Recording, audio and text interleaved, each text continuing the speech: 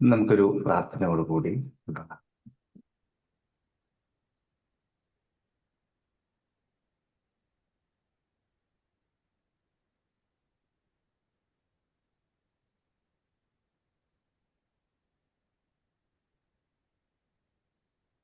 ജന്മം നൽകി അനുഗ്രഹിച്ച മാതാപിതാക്കളെയും അറിവിന്റെ പാതയിലേക്ക് വിരൽ ചൂണ്ടിത്തന്ന ഗുരുനാഥന്മാരെയും അറിവ് നൽകി അനുഗ്രഹിക്കുന്ന ഈ മഹാപ്രപഞ്ചത്തെയും അതോടൊപ്പം ഇപ്പോ എൻ്റെ മുന്നിലിരിക്കുന്ന ഗുരുതുല്യരായ ഓരോരുത്തരുടെയും പ്രാർത്ഥനകളോടുകൂടി അനുഗ്രഹങ്ങളോടുകൂടി നമുക്ക് ഇന്നത്തെ വിഷയത്തിലേക്ക് കിടക്കാം. ഇന്ന് നമ്മൾ മനസ്സിലാക്കാൻ പോകുന്നത് അനാഹത ചക്രയെക്കുറിച്ചാണ്. ഹാർട്ട് ചക്ര. അനാഹത ചക്ര എന്ന് പറയുന്നത് പ്രപഞ്ച സ്നേഹത്തിന്റെ കേന്ദ്രം എന്നാണ് അറിയപ്പെടുന്നത്. അതായത് നിരുപാധികമായിട്ടുള്ള സ്നേഹത്തിന്റെ കേന്ദ്രമായിട്ട് അനാഹത ചക്രയെ കണക്കാക്കാം. മാത്രമല്ല, അനാഹത ചക്രയുടെ വളരെ വലിയൊരു പ്രാധാന്യം എന്ന് പറയുന്നത് ഇവിടെ താഴെയുള്ള 3 ചക്രകൾ: മൂലാധാര, സ്വാധിഷ്ഠാന, മണിപൂരക. അതുപോലെ തന്നെ മുകളിലുള്ള 3 ചക്രകൾ, അത് നമ്മൾ ഇനി വരുന്ന ആഴ്ചകളിൽ പഠിക്കും: വിശുദ്ധി, ആജ്ഞ, സഹസ്രാര.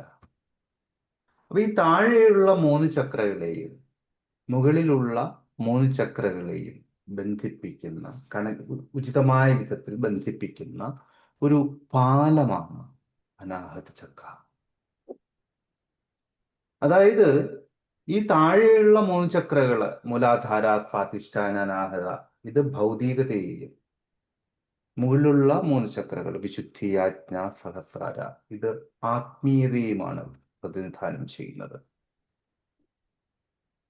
അതിനെക്കുറിച്ച് നമ്മൾ മുന്നോട്ട് പോകുമ്പോൾ അപ്പൊ ഈ ആത്മീയതയെയും ഭൗതികതയെയും ശരിയായ വിധത്തില് ബന്ധിപ്പിക്കുന്ന ഒരു പാലമായിട്ട് ആണ് അനാഹത ചക്ര പ്രവർത്തിക്കുന്നത്. ഒരു സാധാരണ ഒരു ശരാശരി വ്യക്തിയെ സംബന്ധിച്ചിടത്തോളം ഭൗതികമായിട്ടുള്ള ആവശ്യങ്ങൾ, ആത്മീയമായിട്ടുള്ള അറിവിനെ ഒക്കെ യഥാവിധത്തിൽ ബന്ധിപ്പിക്കുന്ന ഒരു പ്രധാനപ്പെട്ട മീഡിയേറ്ററായിട്ട്, അല്ലെങ്കിൽ മധ്യവർത്തിയായിട്ട് അനാഹത ചക്ര പ്രവർത്തിക്കുന്നുണ്ട്. ഇവിടെ ഒരു സാധാരണ വ്യക്തിക്ക് ഭൗതിക ജീവിതത്തെ, ആത്മാന്വേഷണത്തിനെ ശരിയായ വിധത്തിൽ ബാലൻസ് ചെയ്യുന്നതിലും അനാഹത ചക്രത്തിന് പങ്കുണ്ട്. ഇതൊരു വളരെ വളരെ പ്രധാനപ്പെട്ട ഒരു കാര്യമാണ്. ചില വ്യക്തികളെ സംബന്ധിച്ചിടത്തോളം അവര് ഭൗതിക ജീവിതത്തിൽ മാത്രം നിലനിൽക്കുന്നവരായിരിക്കാം. ഇപ്പൊ നമ്മളെയൊക്കെ സംബന്ധിച്ചിടത്തോളം ചിലപ്പോൾ ഇപ്പൊ നിങ്ങൾ കുറച്ച് ആത്മീയാന്വേഷണം തുടങ്ങിയിട്ടുണ്ടാകും. ചിലപ്പോൾ കുറച്ചു കാലം മുൻപ് പൂർണ്ണമായിട്ടുള്ള ഭൗതികതയിൽ മാത്രം നിലനിന്നിരിക്കുന്ന വ്യക്തികളായിരിക്കാം. ഇനി അതുപോലെ മറ്റു ചില വ്യക്തികളെ എടുത്തിട്ടുണ്ടെങ്കിൽ അവർ ആത്മീയതയിൽ മാത്രം നിലനിൽക്കുന്നവരായിരിക്കും. പക്ഷേ എനിക്ക് തോന്നുന്നു നമ്മുടെ ഈ ഗ്രൂപ്പിലെ ഇപ്പോഴത്തെ വ്യക്തികൾ എല്ലാവരും ഒരുപാട് പേഴ്സണലായിട്ട് എനിക്കറിയില്ല, എങ്കിലും ഞാൻ പറയുക, നമ്മളൊക്കെ ആത്മീയാന്വേഷണത്തിന് മുതിരുന്നുണ്ടെങ്കിലും, അന്വേഷിക്കുന്നുണ്ടെങ്കിലും, അറിയാൻ ശ്രമിക്കുന്നുണ്ടെങ്കിലും നമ്മൾ ഭൗതികതയിൽ നിലനിൽക്കുന്നുണ്ട്. കുടുംബവും മറ്റ് ബന്ധങ്ങളും ഒക്കെ അവിടെ നിലനിൽക്കുന്നുണ്ട്. അപ്പൊ ഇത് തമ്മിലുള്ള ഒരു ബാലൻസിങ്ങിന് ഈ പറയുന്ന അനാഹത ചക്ര വളരെയധികം പ്രാധാന്യം വഹിക്കുന്നുണ്ട്. അത് നമുക്ക് പോകുന്ന വഴിക്ക് മനസ്സിലാക്കാം. അപ്പൊ ഈ ബാലൻസിങ്ങില് ഏതെങ്കിലും വിധത്തിലുള്ള അപാകത സംഭവിച്ചു കഴിഞ്ഞാൽ ആത്മീയ അന്വേഷിയായിട്ടുള്ള ഒരു ഗൃഹസ്ഥന് അഥവാ ഗൃഹസ്ഥയ്ക്ക് കുടുംബജീവിതത്തിലെ വിള്ളലുകൾ സംഭവിക്കാം. നമ്മൾ ഈ സിമ്പിളായിട്ട് പറയാതെ ഈ തൊമ്മൻ അയയുമ്പോ ചാണ്ടി മുറുകു എന്നൊക്കെ പറയുന്ന മാതിരി 2 ഭാഗവും ഒരേ വിധത്തിൽ കൊണ്ടുപോകാൻ പറ്റാത്തൊരവസ്ഥ വരും. ഒരു ചെറിയ ഉദാഹരണം പറഞ്ഞുതരാം. ഭൗതിക ജീവിതം നയിക്കുന്ന ഒരു ആത്മാന്വേഷിയെ സംബന്ധിച്ചിടത്തോളം, അല്ലെങ്കിൽ ഭൗതിക ജീവിതം നയിക്കുന്ന ഒരു വ്യക്തിയെ സംബന്ധിച്ചിടത്തോളം ലൈംഗികതയെ മാറ്റി നിർത്താനാവില്ല, അല്ലേ? അതൊരു പക്ഷേ ഈ പറയുന്ന വ്യക്തി, ഈ ആത്മാന്വേഷിയായിട്ടുള്ള വ്യക്തി ആത്മാന്വേഷണത്തിന്റെ കുറച്ച് മുന്നോട്ട് പോകുന്ന സമയത്ത് വേണമെങ്കിൽ ഒരു പക്ഷേ വികാരങ്ങളെ നിയന്ത്രിക്കാൻ പറ്റുന്ന ഒരു മാനസികാവസ്ഥയിലേക്ക് ഒരു സ്റ്റെപ്പ് ഉയർന്നിട്ടുണ്ടാകാം. പക്ഷേ അദ്ദേഹത്തിന്റെ പങ്കാളിയെ സംബന്ധിച്ചിടത്തോളം അതല്ല അവസ്ഥ. അവർക്ക് ഈ പറയുക, അത് പുരുഷനായാലും സ്ത്രീയായാലും, അവർക്ക് ഈ പറയുന്ന വിധത്തിലുള്ള വൈകാരിക നിയന്ത്രണം ഒരുപക്ഷെ സാധ്യമായി എന്ന് വരില്ല. മനസ്സിലാവുന്നുണ്ടോ ഇനി പറയുന്നത്? അപ്പൊ അങ്ങനെ വരുന്ന സമയത്ത് ഈ പറയുന്ന പങ്കാളിക്ക് നോർമലി മറ്റു മാർഗങ്ങളില്ല. അപ്പോ എന്താ സംഭവിക്കുക നിങ്ങൾക്കറിയാം. അവിടെ കുടുംബജീവിതം താളം തെറ്റാനുള്ള സാധ്യതകളുണ്ട്. കഴിഞ്ഞ ക്ലാസ്സിലും ഞാൻ പറഞ്ഞൊരു അനുഭവമുണ്ട്. പൂജകളും പ്രാർത്ഥനകളും ഒക്കെ ചെയ്യുന്ന ഒരു സ്ത്രീ, അവരുടെ ചില അസ്വസ്ഥതകൾ പങ്കുവെക്കുന്ന സമയത്ത് പറഞ്ഞിരുന്നു, അവർ ഈ ആത്മീയ പാതയില് മുന്നോട്ട് പോകാൻ തുടങ്ങിയതിന് ശേഷം അവർക്ക് ലൈംഗികതയിൽ വലിയ താല്പര്യമൊന്നുമില്ല. അപ്പൊ ഭർത്താവിനെ ഒരു ബോധപൂർവം തന്നെ ഒന്ന് മാറ്റി നിർത്തി. പക്ഷെ കുറച്ച് മുന്നോട്ട് പോയപ്പോ എന്ത് പറ്റിയെന്ന് പറഞ്ഞാല് ഈ ഭർത്താവ് മറ്റു സ്ത്രീകളെ തേടി പോകാൻ തുടങ്ങി. അതവരറിഞ്ഞപ്പോ അവർക്ക് ഒരു വിഷമമായി. മനസ്സിലാവുന്നുണ്ടോ? അപ്പൊ ഈ വിധത്തിലൊക്കെയുള്ള ചില അസ്വസ്ഥതകൾ അവിടെ കാണാം. ഇനി അതുപോലെ മറ്റൊരു വിധത്തിൽ നോക്കിയാല് ആത്മീയ അന്വേഷികളായിട്ടുള്ള വ്യക്തികളെ നിങ്ങളൊന്ന് അടുത്ത് അറിയാൻ ശ്രമിച്ചാൽ അതില് ഭൂരിഭാഗത്തിനും കൃത്യമായിട്ടുള്ള കുടുംബ ബന്ധങ്ങൾ ഉണ്ടാവില്ല. ഒന്നുകിൽ കുടുംബം ഉണ്ടാകില്ല, അല്ലെങ്കിൽ കുടുംബജീവിതം അത്ര സുഖകരമാകില്ല. അതിന്റെ കാരണം ഇവിടെയാണ് നിൽക്കുന്നത്, അനാഹത. ഇനി അനാഹത എന്നുള്ള വാക്കിന്റെ അർത്ഥം എടുത്തു കഴിഞ്ഞാൽ ആഘാതമേൽക്കാത്ത എന്നുള്ളതാണ് അതിന്റെ അർത്ഥം പറയുന്നത്. ആഘാതമേൽക്കാത്ത. എനിക്ക് തോന്നുന്ന കാര്യം, എനിക്കത് വ്യക്തിപരമായിട്ട് തോന്നിയ ഒരു കാര്യമാണ്. ആഘാതമേൽക്കാത്ത എന്നുള്ളതിനപ്പുറം ആഘാതമേൽപ്പിക്കാത്ത ഓർ ആഘാതത്തെ ക്രമപ്പെടുത്തുന്ന, അതായത് ഭൗതികതയും ആത്മീയതയും തമ്മിലുള്ള ഈ കൂട്ടിമുട്ടലിൽ ഉണ്ടാകാൻ സാധ്യതയുള്ള ആ ആഘാതത്തെ ക്രമപ്പെടുത്തുന്ന എന്നാണ് എനിക്ക് തോന്നിയിരിക്കുന്നത്. നമുക്ക് ആലോചിച്ച് നോക്കാം. അതായത് ഈ ഭൗതികതയ്ക്കും ആത്മീയതയ്ക്കും ഇടയിലെ ഒരു ഷോക്ക് അബ്സർവ് പോലെ അനാഹത പ്രവർത്തിക്കുന്നതായിട്ട്. ഇനി അതിന്റെ സ്ഥാനം ഏകദേശം ഹൃദയത്തിനോട് ചേർന്നിട്ട് നെഞ്ചിന്റെ മധ്യഭാഗത്തായിട്ടാണ് അനാഹതയുടെ സ്ഥാനം വരുന്നത്. അതിന്റെ നിറം പച്ചയാണ് അനാഹതയുടെ. നിങ്ങൾക്ക് എന്റെ പിന്നിൽ കാണാൻ കൃത്യമായിട്ടുള്ള ചിത്രം കാണിച്ച്, ഇതിന്റെ ആന്തരിക തലങ്ങളിലെ ചില ഘട്ടങ്ങളിൽ റോസ് നിറമായിട്ടും അറിയപ്പെടാറുണ്ട്. അതിന്റെ മൂലകം എന്ന് പറയുന്നത് വായുവാണ്, എയറാണ്. അതായത് സ്വതന്ത്രമായിട്ടുള്ള സഞ്ചാരത്തെ, ലഘുത്വത്തെ ഒക്കെ സൂചിപ്പിക്കുന്നുണ്ട്. ബീജമന്ത്രം യം ആണ്. യം പ്ലസ് ഭ്രമരി ആകുമ്പോ യം.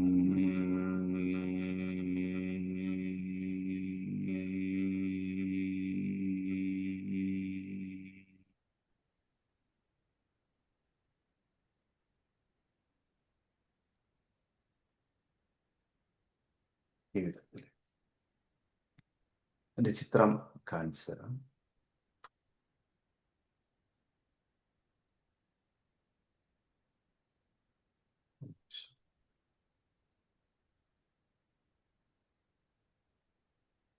കാണുന്നുണ്ടോ?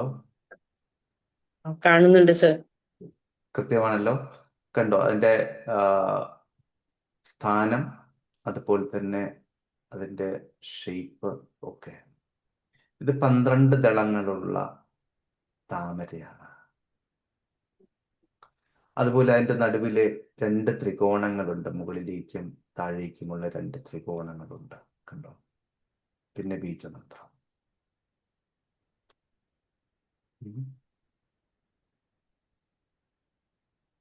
അനാഹത ചക്രയുടെ പ്രതീകാത്മകമായിട്ട് നമ്മളിപ്പോൾ കണ്ട ആകൃതി വളരെ സവിശേഷതകളുണ്ട്. ഇതിനെ നമുക്ക് പ്രധാനമായിട്ടും 2 ഭാഗങ്ങളായിട്ട് തരംതിരിച്ച് മനസ്സിലാക്കാൻ ശ്രമിക്കാം. ഒന്ന്, 6 കോണുകളുള്ള നക്ഷത്രം, അതായത് 2 ത്രികോണങ്ങൾ ഇങ്ങനെ വെക്കുമ്പോൾ 6 കോണുകളുള്ള നക്ഷത്രം, ഹെക്സഗ്രാം. അനാഹത ചക്രയുടെ മധ്യഭാഗത്തുള്ള പ്രധാന ആകൃതി എന്ന് പറയുന്നത് നമ്മൾ കണ്ടു, പരസ്പരം കോർത്തിരിക്കുന്ന 2 ത്രികോണങ്ങൾ. ഇതിന് ആഴത്തിലുള്ള അർത്ഥമുണ്ട്. അതായത് ഈ 6 കോണുകളുള്ള നക്ഷത്രത്തിന്, ഷഡ്കോൺ നക്ഷത്രത്തിന് വളരെ ആഴത്തിലുള്ള അർത്ഥമുണ്ട്. അതിൽ മേൽപോട്ടുള്ള ത്രികോണം അത് പുരുഷ ഊർജം എന്ന് പറയുന്നത് ഇന്ത്യൻ സ്പിരിച്വാലിറ്റിയിലെ ശിവനായിട്ടാണ് സങ്കല്പിക്കുന്നത്. ഭാരതീയ ആത്മീയതയിലെ പുരുഷ ഊർജം എന്ന് പറയുന്നത് ശിവനായിട്ട് സങ്കല്പിക്കും. അതുപോലെ ആത്മീയ ഉയർച്ചയെ സൂചിപ്പിക്കുന്നുണ്ട് പുരുഷ ഊർജം, അതുപോലെ ആത്മീയ ഉയർച്ചയെ സൂചിപ്പിക്കുന്നുണ്ട്.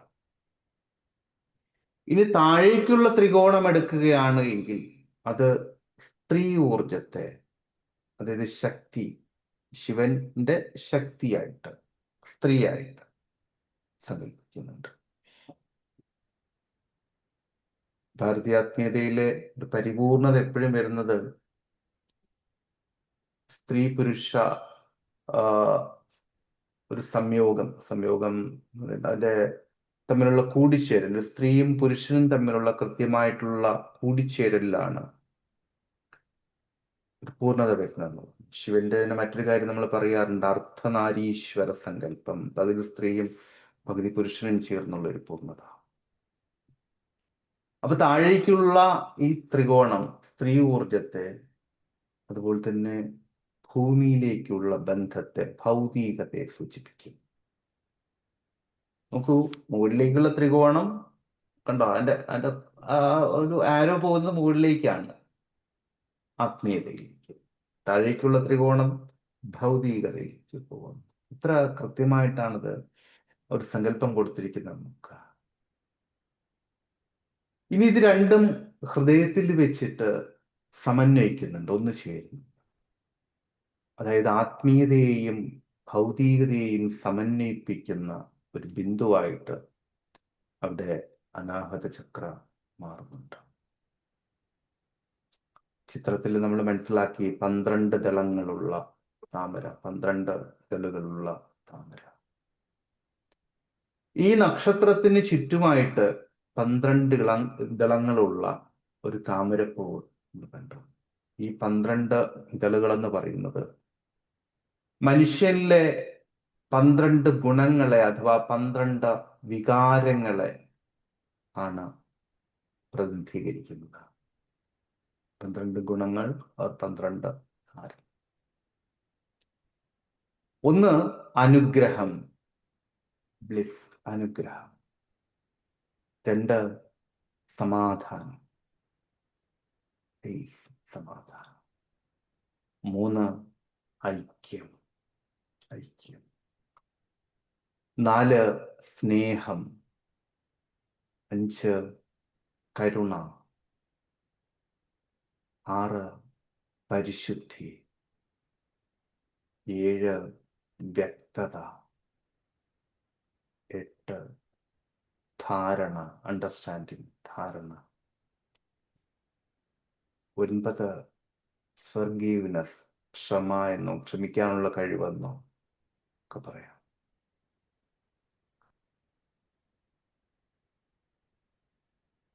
10 പേഷ്യൻസ്. നേരത്തെ പറഞ്ഞ ക്ഷമയല്ല, ഇവിടെ പേഷ്യൻസ്. തമ്മിലുള്ള വ്യത്യാസം മനസ്സിലാവുന്നുണ്ടോ? ആദ്യത്തേതാണെങ്കിൽ ഫർഗീവ്നെസ് എന്ന് പറയാം. ഇവിടെ രണ്ടാമത്തെ ക്ഷമ എന്ന് പറയുന്നത് പേഷ്യൻസ്. മനസ്സിലാവും? അതിന് മറ്റെന്തെങ്കിലും ക്ലാരിഫിക്കേഷൻ വേണോ? മനസ്സിലായോ? മനസ്സിലായി. ഓക്കെ. അടുത്തത് ദയാലുത്വം, കൈൻഡ്നസ്. ദയ. 12 ഭക്തി, ഡെവോഷൻ. ഇങ്ങനെ 12 ഗുണങ്ങളെയാണ് ഈ 12 ദളങ്ങള്, 12 ഇതളുകള് റെപ്രസെന്റ് ചെയ്യുന്നത്. അതുപോലെ വായുമണ്ഡലം, ഈ പറയുന്ന ചിഹ്നത്തിനകത്തുള്ള ഒരു ശൂന്യമായിട്ടുള്ള ഭാഗമുണ്ട്. ഈ ശൂന്യമായിട്ടുള്ള ഭാഗം അതിന്റെ വായു എന്നുള്ള ആ മൂലകത്തെയാണ് സൂചിപ്പിക്കുന്നത്. വായുവിനെ നമുക്കറിയാം, അതിന് അതിർത്തികളില്ല, അതിർവരമ്പുകളില്ല, എല്ലായിടത്തും വായുവുണ്ട്. അതിന് സമാനമായിട്ട് സ്വതന്ത്രമായിട്ടുള്ള, നിരുപാധികമായിട്ടുള്ള സ്നേഹമാണ് അനാഹത ചക്രയുടെ സ്വഭാവം എന്ന് പറയുന്നത്. അതുപോലെ ഈ 12 ഇതളുകള് നമ്മുടെ ഹൃദയത്തിലെ 12 ഊർജപാതകളെ സൂചിപ്പിക്കുന്നു എന്നും പറയുന്നു. യം എന്നുള്ള ഈ ബീജമന്ത്രം ജപിക്കുന്ന സമയത്ത് ഈ ഇതളുകള് വിടരുകയും നമ്മളിൽ ഉള്ള നെഗറ്റീവ് കാര്യങ്ങൾ, പ്രതികൂലമായിട്ടുള്ള ഇമോഷൻസ് മാറി പോസിറ്റീവായിട്ടുള്ള ഗുണങ്ങൾ ഉണരുകയും ചെയ്യും. ഏകദേശം ഇത്രയൊക്കെയാണ് അതിൻ്റെ ആകൃതിയെക്കുറിച്ച് പറയാൻ. ഇതുവരെ പറഞ്ഞ കാര്യങ്ങളിൽ എന്തെങ്കിലും സംശയങ്ങളോ ആശയക്കുഴപ്പങ്ങളോ ആർക്കെങ്കിലും ഉണ്ടോ? കൂടുതൽ എവിടെയെങ്കിലും എന്തെങ്കിലും അറിയണമെന്ന് തോന്നുന്നുണ്ടോ? Thank you. അപ്പൊ നമുക്ക് അടുത്ത ഘട്ടത്തിലേക്ക്. അനാഹതയിലെ ഊർജം കുറയുന്ന സമയത്ത് എന്തെല്ലാം ലക്ഷണങ്ങൾ പ്രകടമാകും എന്നുള്ളത് നോക്കാം. ഈ ലക്ഷണങ്ങൾ പറയാൻ കാരണം സ്വയം ഒന്ന് വിശകലനം ചെയ്യാൻ വേണ്ടിയിട്ടാണ്. അവനവന്റെ കാര്യത്തിൽ വിശകലനം ചെയ്യാം, ആവശ്യമെങ്കിൽ അതിനുശേഷം മറ്റാരുടെയെങ്കിലും കാര്യത്തിൽ വിശകലനം ചെയ്യാം. അനാഹത അസന്തുലിതമാകുന്ന സമയത്ത്, ഊർജം കൂടുകയോ കുറയുകയോ ചെയ്യുന്ന സമയത്ത്, അത് നമ്മുടെ ഇമോഷൻസിനെ, നമ്മുടെ വികാരങ്ങളെയും അതുപോലെ ബന്ധങ്ങളെയും ഒക്കെ നേരിട്ട് ബാധിക്കും. ഹൃദയം എന്ന് പറയുന്നത് സ്നേഹത്തിന്റെ കേന്ദ്രമായതുകൊണ്ട് തന്നെ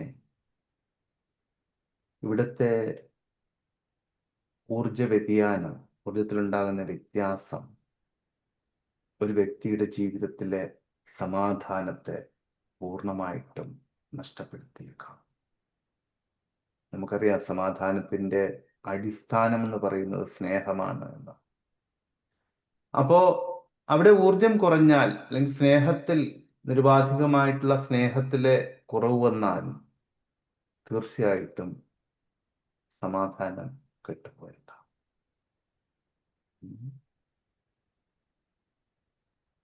ഇത് നമുക്ക് സെപ്പറേറ്റ് എടുക്കാം. ഊർജം കുറവാണെങ്കിൽ ഇത് സംഭവിക്കും. ഊർജം കുറവാണെങ്കിൽ നമ്മുടെ ഹൃദയത്തിന്റെ വാതിലുകള് ലോകത്തിന്റെ മുന്നില് അടച്ചിട്ടിരിക്കുന്ന, ക്ലോസ് ചെയ്തിരിക്കുന്ന ഒരവസ്ഥ വരും.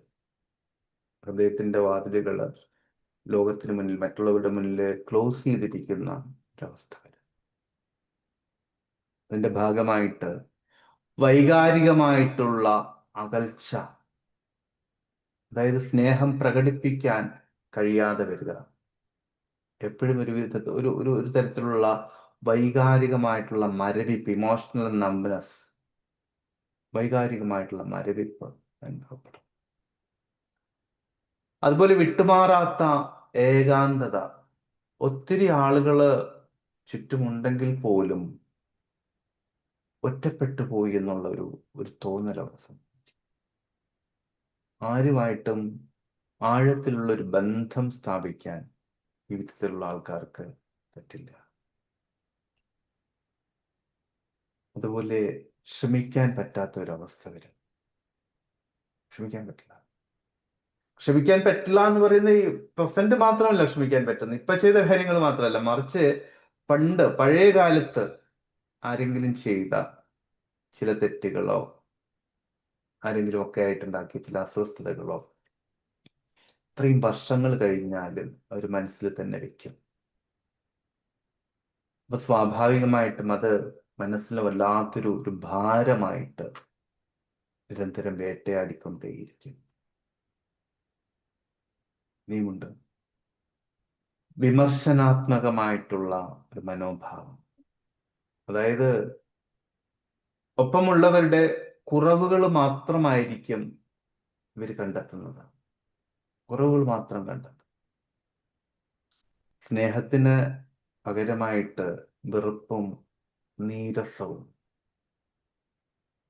ആയിരിക്കും കൂടുതൽ പ്രകടമാവുന്നത്. അതുപോലെ എന്നെ ആർക്കും വേണ്ട, എല്ലാവരും എന്നെ ചതിക്കുകയാണ് തുടങ്ങിയ വിധത്തിലുള്ള ചിന്തകളാണ്. അപ്പൊ ആരുമായിട്ടൊരു ഇമോഷണൽ കണക്ഷൻ നിലനിർത്താൻ പറ്റാതെ വരും. ഇതൊക്കെയാണ് ഊർജം കുറവാണെങ്കിൽ സംഭവിക്കുന്നത്. സ്വയമെന്ന് വിശകലനം ചെയ്ത് നോക്കുക. ഇനി സ്വാഭാവികമായിട്ടും ഇതിൽ ഏതെങ്കിലും 1-2 അല്ലെങ്കിൽ വളരെ അപൂർവമായിട്ട് കുറച്ചൊക്കെ എല്ലാവരിലും കാണാം, താൽക്കാലികമായിട്ടെങ്കിലും കാണാം. നെഗറ്റീവ് റീഡാവുണ്ട്. ഇനി ഊർജം അധികമാണെങ്കിൽ, അതായത് അനാഹത ഓവർ ആക്റ്റീവ് ആണെങ്കിൽ, ഓവർ ആക്റ്റീവ് ആകുന്ന സമയത്ത് അവിടെ സ്നേഹം അതിര് കടന്നിട്ട് സ്വയം നമുക്ക് നമ്മളെ തന്നെ നഷ്ടപ്പെട്ടു പോകുന്ന ഒരവസ്ഥയുണ്ടാകും. അവിടെ അമിതമായിട്ടുള്ള ഡിപ്പെൻഡൻസി, ആശ്രയത്വം സംഭവിക്കും. അത് പങ്കാളികളോടാകാം, അല്ലെങ്കിൽ സുഹൃത്തുക്കളോടാകാം. അമിതമായിട്ടുള്ള അടുപ്പം കാണിച്ചിട്ട് അവരുടെ ശ്വാസം മുട്ടിച്ചു കളയും. നമ്മൾ ഈ സ്നേഹിച്ചിട്ട് നക്കിക്കൊല്ലുക എന്നൊക്കെ നാടൻ ഭാഷയിൽ പറയാറില്ലേ? ശ്വാസം മുട്ടിക്കുന്ന വിധത്തിലുള്ള സ്നേഹം അത് അനുഭവിക്കുന്നവർക്ക് ഒരു പരിധി കഴിയുമ്പോൾ ഒരു ഭാരമായിട്ട് തോന്നും. മാത്രമല്ല, ഈ പറയുന്ന വ്യക്തികൾ, അത് പങ്കാളിയായാലും ശരി സുഹൃത്തുക്കളായാലും ശരി, അവര് നമ്മളെ വിട്ടു പോകുമോ എന്നുള്ളൊരു ഭയം ഇവരെ അമിതമായിട്ട് സ്വാധീനിക്കും. അതുപോലെ സ്വയം മറന്നിട്ടുള്ള സേവനം, സ്വന്തം ആവശ്യങ്ങളും ആരോഗ്യവും ഒന്നും നോക്കാതെ മറ്റുള്ളവർക്ക് വേണ്ടി മാത്രം ജീവിക്കുന്ന ഒരവസ്ഥ. അപ്പോ മറ്റുള്ളവർക്ക് വേണ്ടി മാത്രം, സ്വന്തം ആവശ്യങ്ങളും ഒക്കെ ഒഴിഞ്ഞു വെച്ചിട്ട് മറ്റുള്ളവർക്ക് വേണ്ടി മാത്രം ജീവിക്കുന്ന ഒരു അവസ്ഥയുടെ അവസാനം എന്ന് പറയുന്നത് നിരാശയും അവഗണനയൊക്കെ ആയിരിക്കും. അതിന്റെ കാരണം എന്താന്ന് പറഞ്ഞാൽ, അവനവന്റെ കാര്യങ്ങളെ മാറ്റിവെച്ചിട്ട് മറ്റുള്ളവർക്ക് വേണ്ടി ഇറങ്ങി പുറപ്പെടുമ്പോൾ അറിയാതെ ആണെങ്കിൽ പോലും ചില പ്രതീക്ഷകൾ ഉണ്ടാകും. എനിക്കൊരാവശ്യം വരുമ്പോൾ അവർ സഹായിക്കും, എന്നോടൊപ്പം ഇവരുണ്ടാകും എന്നൊക്കെ. അതൊക്കെ എപ്പോഴെങ്കിലും വ്യർത്ഥമാണ് എന്ന് തിരിച്ചറിയുമ്പോൾ വല്ലാത്തൊരു നിരാശ, ഒരു അർത്ഥശൂന്യത ഒക്കെ ഉണ്ടാകും. മറ്റൊന്ന് അമിതമായിട്ടുള്ള പൊസസീവ്നെസ് ആണ്.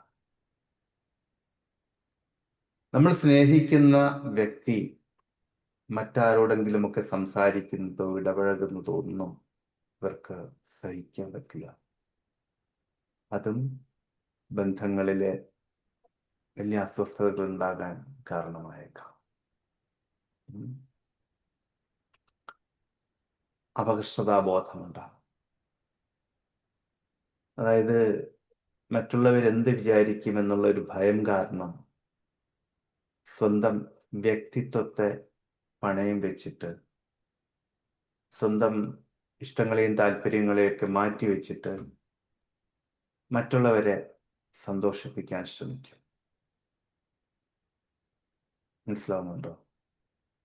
ഇതെല്ലാമാണ് ഊർജം അധികമായാലുള്ള വൈകാരിക ലക്ഷണം. ഇനി ശാരീരിക ലക്ഷണങ്ങളെ കുറിച്ചുകൂടി നമുക്ക് നോക്കാം. അനാഹത ചക്ര ഹൃദയത്തെയും ശ്വാസകോശത്തെയും ഒക്കെയാണ് സ്വാധീനിക്കുന്നത് എന്നുള്ളത് കൊണ്ട് തന്നെ ആ വിധത്തിലുള്ള ചില ശാരീരിക ലക്ഷണങ്ങൾ വ്യക്തികളിൽ അനുഭവപ്പെടും.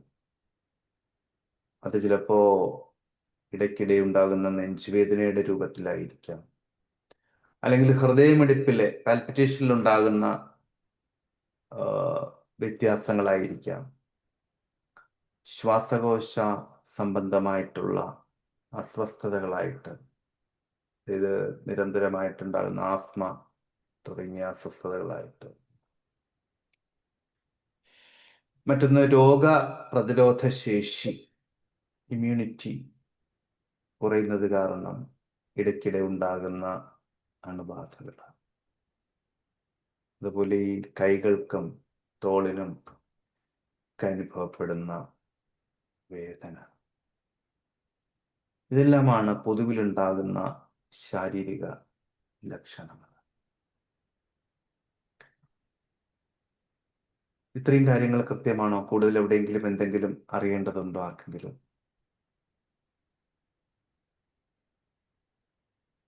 ആർക്കെങ്കിലും എന്തെങ്കിലും അറിയേണ്ടതുണ്ടോ കൂടുതൽ?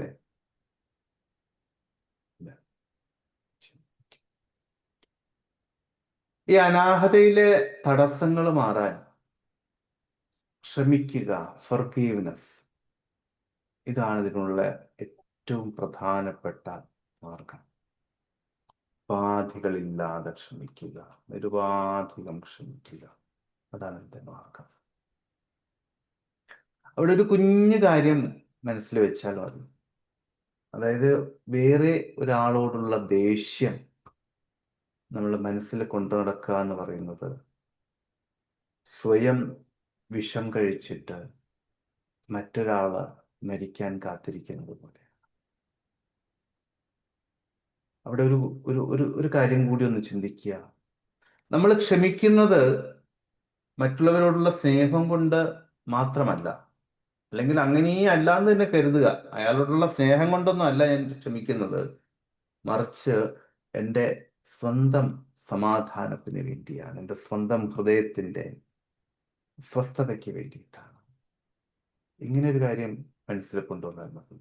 ചിലർ പറയില്ല, അയാളോട് എനിക്ക് ക്ഷമിക്കാനേ പറ്റില്ല, ഇനി എന്തൊക്കെ സംഭവിച്ചാലും ശരി അയാളോട് ഞാൻ ക്ഷമിക്കില്ല. അത് അയാളോടുള്ള സ്നേഹം കൊണ്ടല്ല. നിങ്ങൾക്ക് സ്വയം സ്വസ്ഥത വേണമെങ്കിൽ, സ്വന്തം സമാധാനത്തെ നിലനിർത്തണമെങ്കിൽ ക്ഷമിക്കും.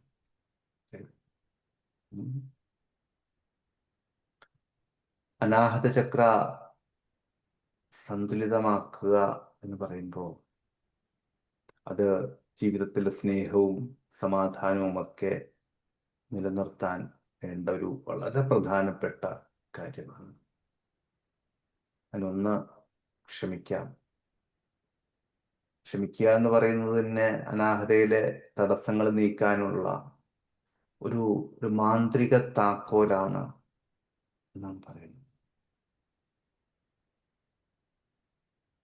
അതിന് നമുക്ക് ചെയ്യാൻ പറ്റുന്നത് ഒരിടത്ത് വളരെ ശാന്തമായിട്ടിരിക്കുക, വളരെ സ്വസ്ഥമായിട്ട് ഒരിടത്തിരിക്കുക. അതിനുശേഷം കണ്ണുകള് സാവധാനം അടച്ച് ശ്വാസത്തില് ശ്രദ്ധ കേന്ദ്രീകരിക്കുക. അത് മനസ്സിനെ ഏകാഗ്രമാക്കാം, അത്രയേ ഉള്ളൂ. മനസ്സ് ശാന്തമായി കഴിഞ്ഞതിന് ശേഷം, മനസ്സ് ഏകാഗ്രമായി കഴിഞ്ഞതിന് ശേഷം അതാത് വ്യക്തികളെ മനസ്സിൽ സങ്കല്പിക്കാം. അതായത് നമ്മൾ ക്ഷമിക്കാനുള്ള വ്യക്തികളെ മനസ്സിൽ സങ്കല്പിക്കാം. അതിനുശേഷം അവരോട് ഞാൻ ക്ഷമിക്കുകയാണ്, താങ്കളോട് ഞാൻ ക്ഷമിക്കുകയാണ്, ബാധികളില്ലാതെ ക്ഷമിക്കുകയാണ് എന്ന് സ്വയം മനസ്സുകൊണ്ട് ആവർത്തിച്ച് ആവർത്തിച്ച് ആവർത്തിച്ച് പറയാം.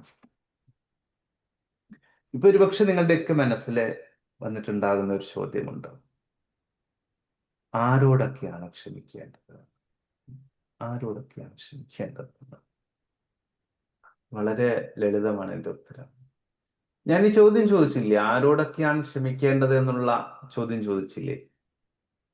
ഈ ചോദ്യം മനസ്സിലൂടെ കടന്നുപോയപ്പോ ചില വ്യക്തികളുടെ എല്ലാം മുഖം ഇങ്ങനെ മിന്നി മറിഞ്ഞു പോകുന്നുണ്ടാകും. അവരോടൊക്കെ തന്നെയാണ് ക്ഷമിക്കേണ്ടത്. ആ മുഖങ്ങളോട് തന്നെയാണ് ക്ഷമിക്കേണ്ടത്. ഇനി മറ്റൊന്ന്, ബീജമന്ത്രത്തിന്റെ ധ്യാനം.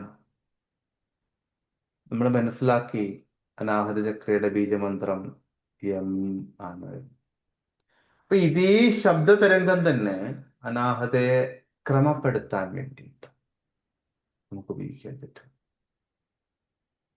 അതിന് ചെയ്യേണ്ടത് സുഖകരമായിട്ട് സ്വസ്ഥമായിട്ട് ഇരിക്കുക, കണ്ണുകൾ അടയ്ക്കുക, എന്നിട്ട് ഹൃദയത്തിന്റെ ഈ മധ്യഭാഗത്ത് ശ്രദ്ധ കൊണ്ടുവരിക.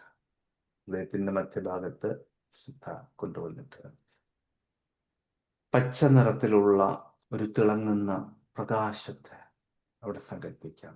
പച്ച നിറത്തിലുള്ള പ്രകാശത്തെ ഹൃദയത്തിന്റെ മധ്യഭാഗത്ത് സങ്കല്പിക്കാം. അതിനുശേഷം ശ്വാസം ദീർഘമായിട്ട് എടുത്തിട്ട് അത് പുറത്തേക്ക് വിടുമ്പോൾ യം എന്നുള്ള ബീജമന്ത്രം ദീർഘമായിട്ട് ഉച്ചരിക്കുക. നമുക്കതിലേക്ക് വരാം. ദീർഘമായിട്ട് ഉച്ചരിക്കുക. മാത്രമല്ല, ഹൃദയത്തിന്റെ ഈ ഭാഗത്ത് ആ ശബ്ദത്തിന്റെ പ്രകമ്പനം, ഭ്രമരിയുടെ പ്രകമ്പനം ലഭിക്കും. അതുപോലെ ചില പ്രാണായാമങ്ങളാണ് വളരെ ഇഫക്റ്റീവാണ്. അതിന് കാരണം അനാഹത ചക്രയുടെ മൂലകം എന്ന് പറയുന്നത് വായു ആണ് എന്ന് നമ്മൾ മനസ്സിലാക്കി. അപ്പൊ അതുകൊണ്ട് തന്നെ ശ്വസനക്രിയകൾക്ക് വളരെ വലിയ പ്രാധാന്യമുണ്ട്. ഇവിടെ നാഡീശുദ്ധി പ്രാണായാമം, ഭസ്ത്രിക പ്രാണായാമം, ഇതെല്ലാം വലിയ ഗുണം ചെയ്യും. അതോടൊപ്പം തന്നെ പ്രകൃതിയുമായിട്ടുള്ള ബന്ധം. നമ്മൾ ഇതുവരെ മനസ്സിലാക്കിയ എല്ലാ ചക്രകളുടെയും കൃത്യമായിട്ടുള്ള സന്തുലനത്തിൽ ഏറ്റവും പ്രധാനപ്പെട്ടതും പൊതുവായിട്ടുള്ളതുമായിട്ടുള്ള ഒന്നാണ് പ്രകൃതിയുമായിട്ടുള്ള ബന്ധം. അനാഹത ചക്രയുടെ നിറം നമ്മൾ മനസ്സിലാക്കി പച്ചയാണ്. അപ്പൊ പ്രകൃതിയിലെ പച്ചപ്പ് ഈ ചക്രയെ ശാന്തമാക്കും. പുൽത്തകിടികളിലൂടെ എല്ലാം, അല്ലെങ്കിൽ നല്ല മണ്ണിലൂടെ നഗ്നപാദത്തോടുകൂടി ചെരുപ്പൊന്നും ഇടാതെ നടക്കുക, ചെടികളെ പരിപാലിക്കുക, പച്ചപ്പുള്ള കാടുകളിൽ അല്ലെങ്കിൽ പാർക്കുകളിലൊക്കെ സമയം ചിലവഴിക്കുക, ഇതെല്ലാം ഈ ആന്തരിക ഊർജത്തെ പ്രകൃതിയുമായിട്ട് സമന്വയിപ്പിക്കും. അതുപോലെ ഹൃദയം തുറന്നുള്ള പ്രവർത്തനങ്ങൾ, വളരെ വളരെ ഹൃദയം തുറന്നുള്ള പ്രവർത്തനങ്ങൾ എന്ന് പറഞ്ഞാൽ വളരെ വളരെ സന്തോഷത്തോടുകൂടി നമ്മൾ ചെയ്യുന്ന പ്രവർത്തനങ്ങളില്ലേ, ആളുകളെ നിരുപാധികമായിട്ട് സഹായിക്കുന്നത്, പ്രവർത്തനങ്ങളിൽ ഏർപ്പെടുന്നത്, ഇതൊക്കെ അനാഹതയെ പെട്ടെന്ന് ഉണർത്തും. മറ്റുള്ളവരെ സഹായിക്കുന്നത്, വിശക്കുന്നവർക്ക് ഭക്ഷണം കൊടുക്കുന്നത്, ആളുകളോട് സ്നേഹത്തോടെ സംസാരിക്കുന്നത് ഒക്കെ സന്തുലനത്തിന് കാരണമാണ്. അതുപോലെ തന്നെ ചില അഫർമേഷൻസ് അനാഹതയിലെ ഗുണകരമായിട്ടുള്ള മാറ്റങ്ങൾ വരുത്തും. അത് ചെയ്യേണ്ടത് കണ്ണാടിയുടെ മുന്നിൽ പോയി നിന്ന് പറയുന്നത് കൂടുതൽ ഗുണം ചെയ്യും. എൻ്റെ അഫർമേഷൻസ് ഇങ്ങനെയാണ്: എൻ്റെ ഹൃദയം സ്നേഹത്തിനായി തുറക്കപ്പെട്ടിരിക്കുന്നു. എൻ്റെ ഹൃദയം സ്നേഹത്തിനായി തുറക്കപ്പെട്ടിരിക്കുന്നു. ഞാൻ എന്നെ പൂർണ്ണമായും സ്നേഹിക്കുകയും അംഗീകരിക്കുകയും ചെയ്യുന്നു. ഞാൻ എന്നെ തന്നെ, അല്ലെങ്കിൽ എന്നെ പൂർണ്ണമായും സ്നേഹിക്കുകയും അംഗീകരിക്കുകയും ചെയ്യുന്നു. ഞാൻ എല്ലാവരോടും ഹൃദയപൂർവ്വം ക്ഷമിക്കുന്നു. എല്ലാവരോടും ഹൃദയപൂർവ്വം ക്ഷമിക്കുന്നു. ഒന്നുകൂടി ഉൾക്കൊള്ളിക്കാം. ലോകത്തിലെ എല്ലാ സ്നേഹത്തെയും സ്വീകരിക്കുവാൻ ഞാൻ തയ്യാറായിരിക്കുന്നു. ലോകത്തിലെ എല്ലാ സ്നേഹത്തെയും സ്വീകരിക്കുവാൻ ഞാൻ തയ്യാറായിരിക്കുന്നു. ഇതെല്ലാമാണ് പൊതുവിലുള്ള ഫോർമേഷൻസ്. ഇനി ആഹാരക്രമത്തെ നോക്കുകയാണെങ്കിൽ പച്ച നിറത്തിലുള്ള ഭക്ഷണങ്ങൾ. എന്തുകൊണ്ട് പച്ച നിറം? അനാഹതയുടെ നിറം പച്ചയാണ്. പച്ച നിറത്തിലുള്ള ഭക്ഷണങ്ങൾ അനാഹത ചക്രയ്ക്ക് കൂടുതൽ ഊർജം കൊടുക്കും. അവിടെ ഇലക്കറികൾ, ബ്രോക്കോളി, ഗ്രീൻ ടീ, വെള്ളരിക്ക, പച്ച ആപ്പിള്, ഇതെല്ലാം ഭക്ഷണത്തിൽ ഉൾപ്പെടുത്തുന്നത് കൂടുതൽ ഗുണകരമാണ്. അതുപോലെ നമ്മൾ ഗ്രാറ്റിറ്റ്യൂഡ് ജേണൽ എഴുതുന്നത്, ഗ്രാറ്റിറ്റ്യൂഡ് ജേണലിൽ നമുക്ക് അതാത് ദിവസം ലഭിച്ച 3 നന്മകളെ കുറിച്ച് വളരെ നന്ദിയോടുകൂടി എഴുതുന്നത് അനാഹതയിലെ തടസ്സങ്ങളെ നീങ്ങാൻ സഹായിക്കും. ഇതുവരെയുള്ള കാര്യങ്ങൾ കൃത്യമായിട്ട് മനസ്സിലായോ? മനസ്സിലായി സർ, ശരി. മനസ്സിലായി. അപ്പൊ നമുക്കതിൻ്റെ ധ്യാനത്തിലേക്ക് കടക്കാം. വളരെ ഫ്രീ ആയിട്ടിരിക്കുക. നട്ടന്റെ നികർത്തി വളരെ ഫ്രീ ആയിട്ടിരിക്കുക. ഞാനൊന്ന് മ്യൂട്ട് ചെയ്യുന്നുണ്ട് എല്ലാവരെയും.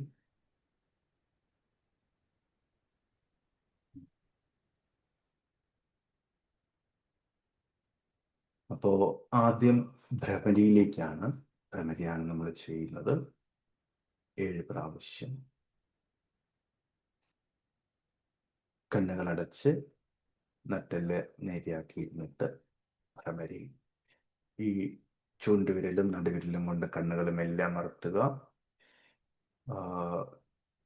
പെരുവിരൽ കൊണ്ട് ചെവി അടയ്ക്കുക. അതിനുശേഷം ഭ്രമരിയിലേക്ക്.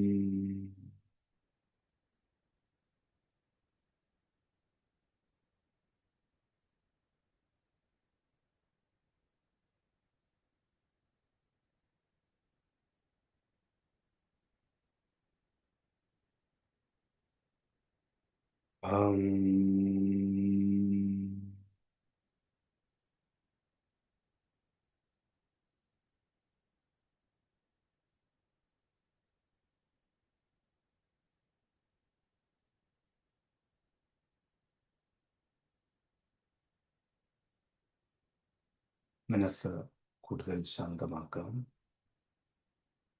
മനസ്സ് കൂടുതൽ ശാന്തമാക്കുക.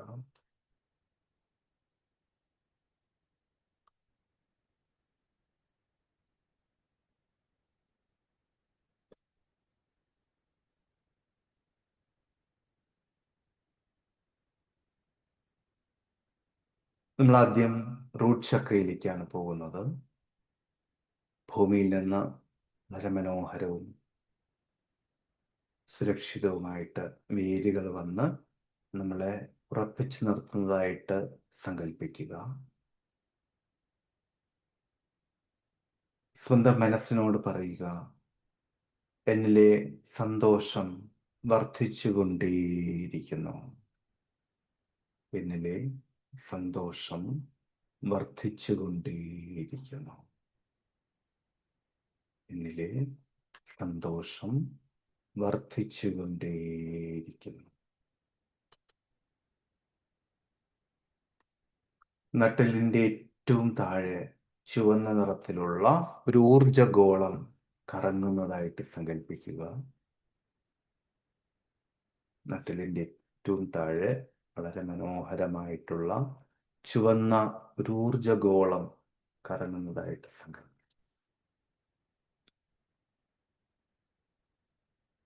മൂലാധാരയുടെ മന്ത്രം എന്ന് പറയുന്നത് ലം ആണ്. അത് 7 പ്രാവശ്യമാണ് നമ്മൾ ജപിക്കുന്നത്. ലം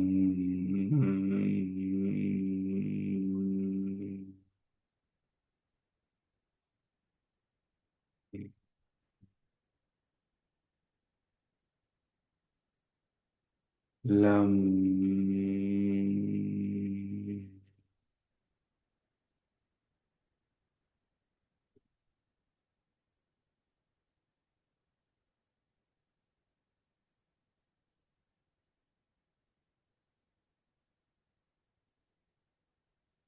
ലം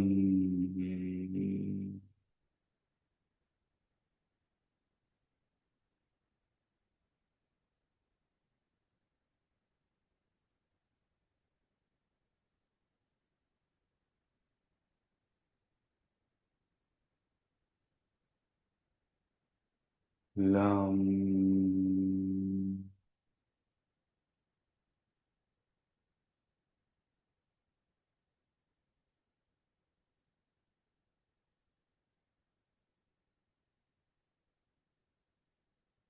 ലം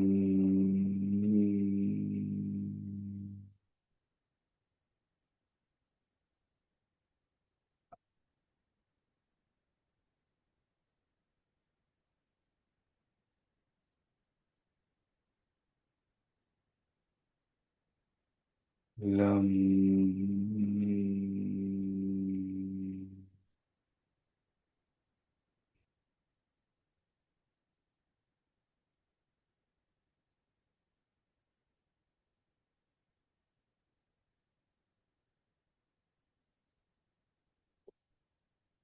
ലം.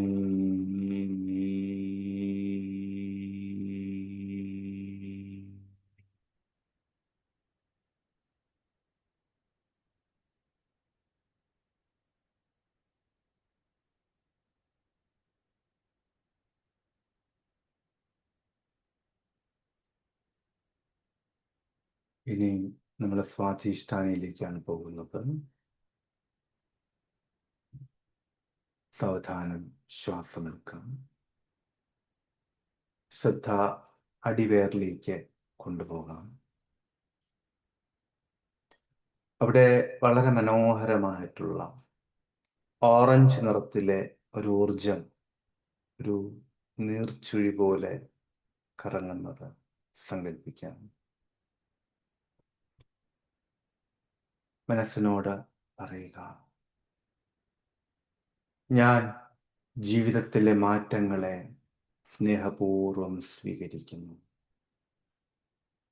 ഞാൻ ജീവിതത്തിലെ മാറ്റങ്ങളെ സ്നേഹപൂർവം സ്വീകരിക്കുന്നു. എൻ്റെ ഉള്ളിലെ സർഗാത്മകത ഉണർന്നുകൊണ്ടേയിരിക്കുന്നു. എൻ്റെ ഉള്ളിലെ സർഗാത്മകത ഉണർന്നുകൊണ്ടേയിരിക്കുന്നു.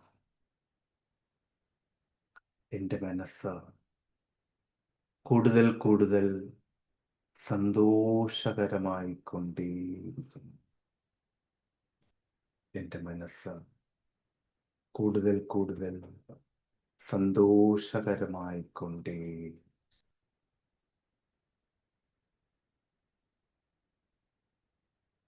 ഒരു ശാന്തമായ പുഴയിലെ വെള്ളം മനോഹരമായിട്ട് ഒഴുകുന്നതും, അതുപോലെ നമ്മൾ വളരെ സുഖമായിട്ട് മുന്നോട്ട് പോകുന്നത്, ജീവിതം വളരെ സുഖകരമായിട്ട് മുന്നോട്ട് പോകുന്നത് സങ്കല്പിക്കുന്നു.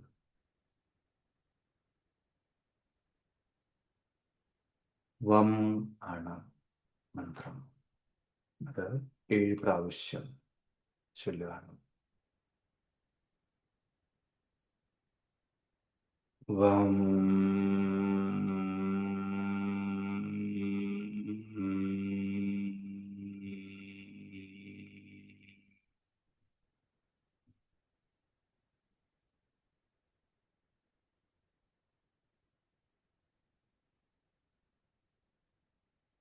വം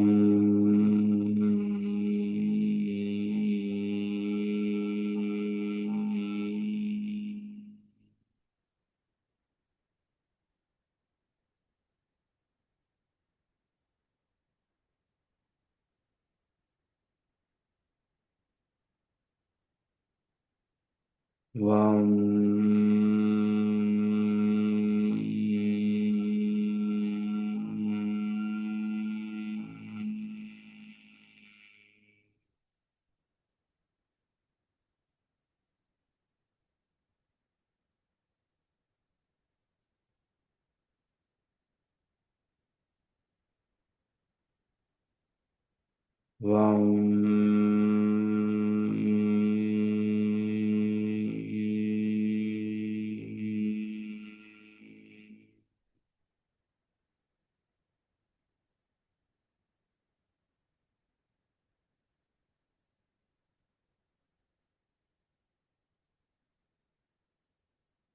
വം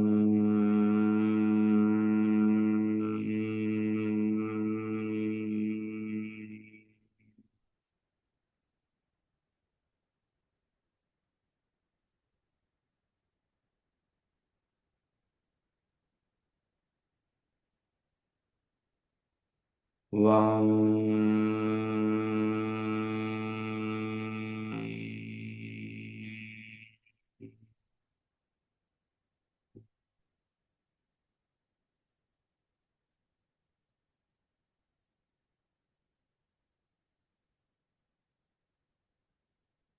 വം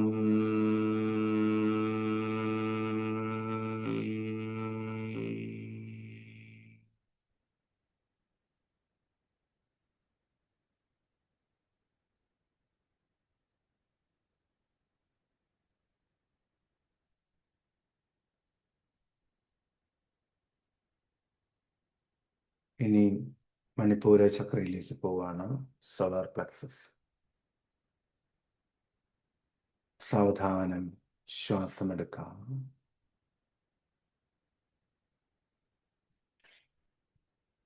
പൊക്കിളിനെ ഒരല്പം മുകളിലായിട്ട് മഞ്ഞ നിറത്തിലെ ഒരു കുഞ്ഞു സൂര്യൻ ജ്വലിക്കുന്നതായിട്ടും, ആ പ്രകാശം ശരീരത്തിലുടനീളം വ്യാപിക്കുന്നതായിട്ടും സങ്കല്പിക്കുക. മനസ്സിനോട് ശക്തമായിട്ട് പറയുക, എൻ്റെ ആത്മവിശ്വാസം വളരെയധികം വർദ്ധിച്ചുകൊണ്ടേയിരിക്കുന്നു.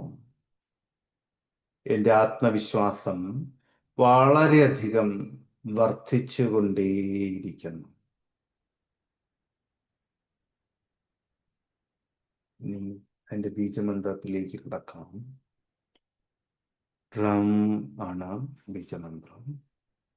7 പ്രാവശ്യം ചൊല്ലുന്നു. Ram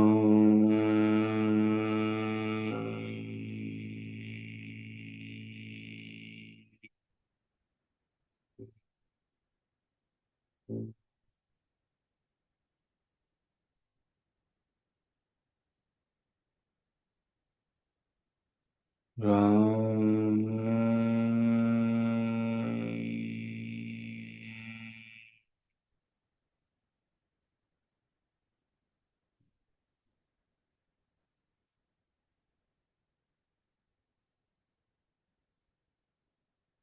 ram,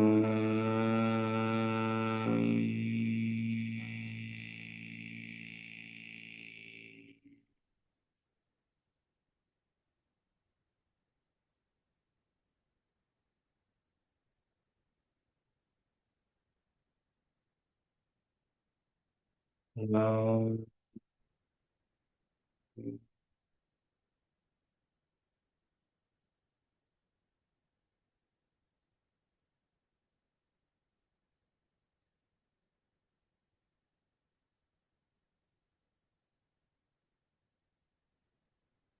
ram.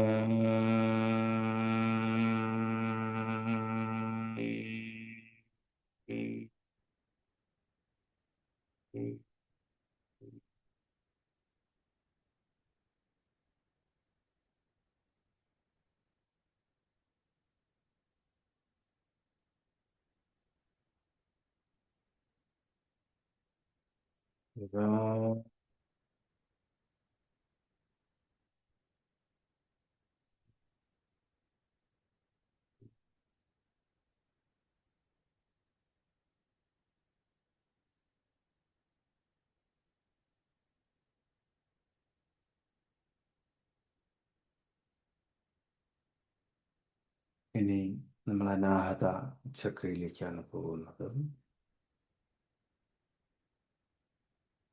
ഹൃദയത്തിൻ്റെ ഭാഗത്തിലേക്ക് ശ്രദ്ധ കൊണ്ടുവരിക.